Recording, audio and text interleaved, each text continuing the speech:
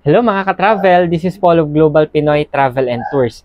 Another day, another franchisee tayo ulit. Kaya gusto ko pang welcome yung ating bagong-bagong travel agent partner na talagang pumunta talaga sa main office natin in Quezon Avenue, Quezon City. Kaya welcome po mga ma'am and sir. And would you imagine guys, no, pareho po silang seafarer, sumasakay po ng barko and ngayon no, kakababa nila and nag-avail po agad ng ating business.